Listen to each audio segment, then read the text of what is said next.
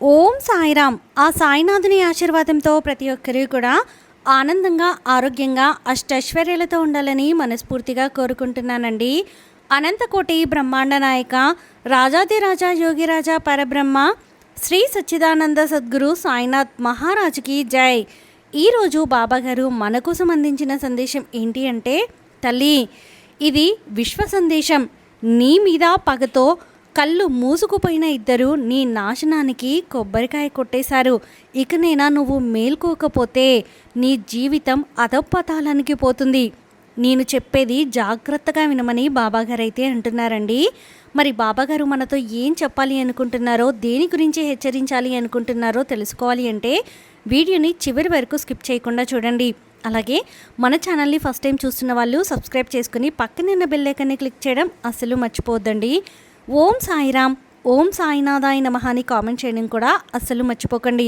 ఇక బాబాగారు అందించిన సందేశం గురించి చూస్తే, తల్లి, ఇది నేను చెబుతున్నటువంటి సందేశం కాదు, ఇది విశ్వ సందేశం.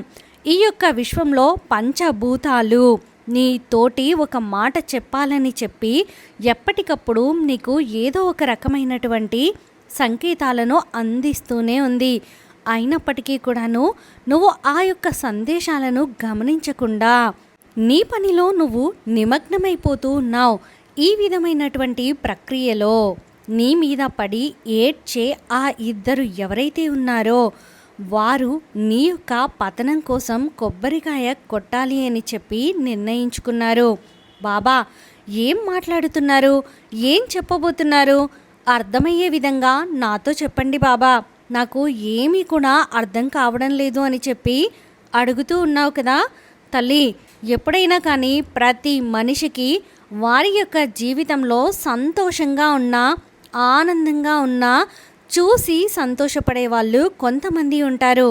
కానీ మరికొంతమంది, అయ్యో వీరేంటి ఇంత సంతోషంగా ఉంటున్నారు, వీరు ఇంత ఆనందంగా ఉంటున్నారు, వీరి యొక్క సంతోషానికి ఎలాగైనా కానీ భగవంతుడు అడ్డుతెర వేస్తే బాగుంటుంది, వీరి ఇంట్లో ఏదైనా అనారోగ్య సమస్య తలెత్తడం కానీ, లేదా ఏదైనా ప్రమాదం జరగడం కానీ, లేదా పిల్లలకి ఏదైనా కానీ చెడు బుద్ధులు అలవాటు అవ్వడం కానీ ఇటువంటివి జరిగితే బాగుంటుంది, వీరికి మనశ్శాంతి లేకుండా పోతుంది, వీరు సంపాదించిన డబ్బు అంతా కూడా వృధాగా ఖర్చయిపోవాలి అని చెప్పి ఎవరో కాదు, బంధుమిత్రులలోనే 1000 కళ్ళు పెట్టుకొని ఎప్పుడూ కూడా ఎదుటివారి మీద పడి ఏడుస్తూ, మేము లేచామా, తిన్నామా, వండుకున్నామా, పడుకున్నామా, మళ్ళీ తెల్లారిందా, చెప్పుకోవడానికి ఒకరు రెడీగా ఉన్నారా అని ఒకరి జీవితాలలో తలదూర్చి వారిని వెతుకుతూ బ్రతుకుతూ ఉంటారు.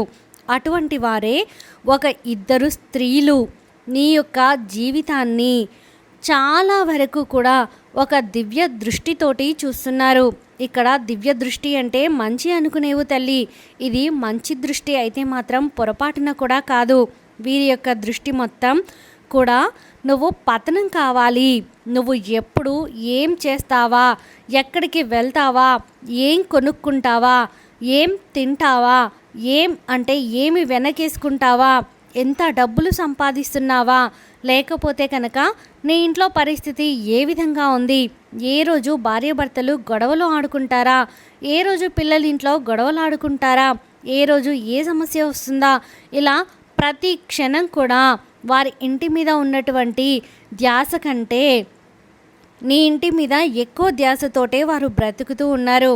కేవలం ఆ ధ్యాస ఒక్కటే పెట్టుకుంటే పర్లేదు, కానీ ఎప్పుడూ వారి ఇంటికి ఏ సోది వాళ్ళు వచ్చినా కానీ, లేదంటే కనుక ఏ కథలు చెప్పేవారు వచ్చినా కానీ, లేదంటే కనుక ఏ జాతకాల చెప్పేవారు వచ్చినా కానీ, వారిని సంప్రదించినా కానీ మొదటిగా మీ పేరు అక్కడ తీసుకువస్తున్నారు. అక్కడ తీసుకువచ్చి మీరు పతనం అవ్వడం కోసం ఎటువంటి ఆ యొక్క చెడు ప్రయోగాలు చేయాలా అని చెప్పి అడిగి తెలుసుకొని ఆ ప్రయోగాలు చేయడం కోసం వారు నాంది పలుకుతూ ఉన్నారు. ఇక్కడ ఈ ప్రయోగాలు చేయడం వల్ల ఇక్కడ నష్టం నీకు జరుగుతుందేమో అని చెప్పి భయపడవద్దు. మంచివారికి ఎప్పుడూ కూడా మంచి జరుగుతుంది. ఎటువంటి చెడు ప్రయోగం అనేది నీ మీద పడకుండా చేయడం కోసం మాత్రమే ఈరోజు నేను నీ ముందుకు ఈ యొక్క సంకేతాన్ని తీసుకుని వచ్చాను. నా బిడ్డ ఎప్పుడూ కష్టపడకూడదు, ఎప్పుడూ బాధపడకూడదు, తన జీవితంలో చీకటి రాకూడదు, తన జీవితం సంతోషాలతోటి ఆనందాలతోటి నిండిపోతూ ఉండాలి. అలాగే తను చేస్తున్నటువంటి వృత్తి ఉద్యోగ వ్యాపారాలలో ఎప్పుడూ కూడా అభివృద్ధి ఉండాలి. తనకి ఆరోగ్యపరంగా బాగుండాలి, మానసిక పరంగా కూడా సంతోషంగా ఉండాలి, తన కుటుంబం పచ్చగా ఉండాలి. ఆ బిడ్డ నా అంటే నేను ఎవరినైతే ఎంచుకున్నానో, ఎవరైతే నా భక్తురాలిగా ఎన్నిక పడిందో, నా బిడ్డ ఎప్పుడూ కూడా ఏ చిన్న కష్టానికి గురి అయినా కానీ, నా బిడ్డ మీద ఏ చిన్న చెడు ప్రయోగం జరిగినా కానీ వెంటనే గంపంత కన్ను పెట్టుకొని వారి యొక్క ఆ ప్రయోగం ఏదైతే ఉందో అది తిప్పికొట్టేలా చూస్తాను. కాబట్టి నేను నీకు ఒక చిన్న సలహా చెప్తాను, జాగ్రత్తగా విను.